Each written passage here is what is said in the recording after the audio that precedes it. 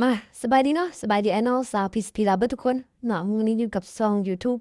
เป็นช่องใหม่เนาะเป็นช่องใหม่ขายเครื่องใหม่ของเขาเนาะมื้อนี้เขาสิมาคลิปรีวิวอ่าโคโตแม่น24เหรียญเนาะตอนนี้เนาะโคโต24เหรียญเด้อตอนนี้เป็นโคโต24เหรียญเดี๋ยวเราสิมาแนะนำวิธีการใช้งานเพราะว่าไอ้น้องบางคนเอาไปก็ยังบ่ทันรู้วิธีเนาะว่าประกอบจังใดเฮ็ดจังใดเนาะวิธีการเลี้ยงแม่เลี้ยงจังใดเนาะ มาหาสิมาเพิ่งลงตัวเลยเนาะอืมอ่าตัวนี้เป็นข้อตัว24เหรียญเด้อน้องเด้อเรียง3งวม3หงายเนาะ38 24เนาะฟูดีถือกันเลยเนาะนี่เนาะได้เห็นปะเขาเรียง3งวม3หงาย3งวม3หงายเปรียบเทียบกับ38 24เนาะเนาะตัวนี้เนาะเดี๋ยวเราก็จะชุบเข้าเลยเนาะละนี่เนาะดูในซิมนี้เป็นซิมของเฮตัวแข็งมาได้น้องเด้อแล้วก็นายเวียดนี่ก็เป็นเวียดโมบิอาร์แล้วเนาะตัวนี้เนาะแล้วก็ทุกอย่างก็เป็นทุกอย่างคาสแนนแล้วเนาะตัวนี้เป็นตัวอย่างคาสแนนแล้วตา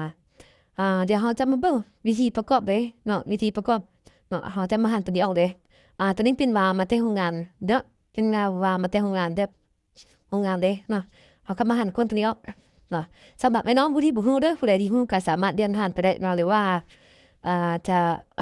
ให้ความคิดเห็นอยู่ความคอมเมนต์ก็ได้เนาะอันนี้เป็นตัวน็อตปรับลมเนาะเราก็จะหั่นน็อตปรับลมยาวเลยเนาะน็อตปรับลมยาวปันเนาะเนาะแล้วเราก็เอา เนาะนี่สิการจัดการเนาะเอาแหวนตัวเดียวเลยเนาะเขียนแหวนตัวนี้ที่ว่าออกเลยเนาะเนาะเนาะแล้วเราก็จะมาเนาะชุบเข้าเลยหันน็อตเข้าเนาะหันน็อตเข้าเนาะหันเข้าเลยอืม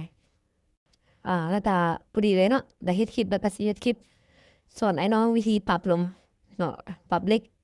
ปรับจังไดเนาะนะหันเข้าเลยอันนี้เป็นน็อตปรับลมเด้อไอ้น้องหันเข้าแม่นเอาเล็กลงเนาะเอาลมลง ไม่โอ้ดำเนินเอาเล็กขึ้นไอ้น้องเข้าใจง่ายๆเลยมันหันไปตามเข็มโมงแล้วไปเอาเล็กลงหันคุ้มกันข้ามเข็มโมงแล้วไปเอาเล็กขึ้นได้น้องเด้อเข้าใจง่ายๆเลยเนาะสำหรับไอ้น้องหลายๆคนเนาะที่เข้ามาถามว่า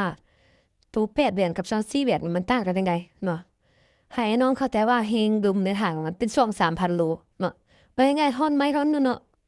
น้ำหนักน้อยกิโลหรือว่า200 กิโลก็ได้แต่ว่า8 คนหามกับซอนซี่คนหาม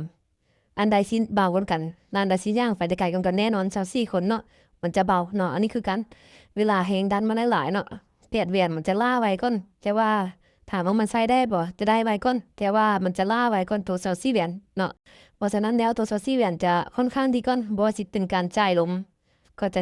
สิเสถียรก่อนจ่ายลมไว้ก่อนเนาะเพราะว่ามันมีหลายอ่าสปริงมีหลายตัวเนาะการยืดหดมันก็จะดีก่อนเนาะไอ้น้องคนใดสนใจเนาะ ติดต่อมาทักมาตามเบอร์โทร WhatsApp ที่เราฝากไว้ในได้น้องเด้อเบอร์โทร WhatsApp นึกตัวนี้เด้อเนาะแล้วก็ติดต่อมาเลย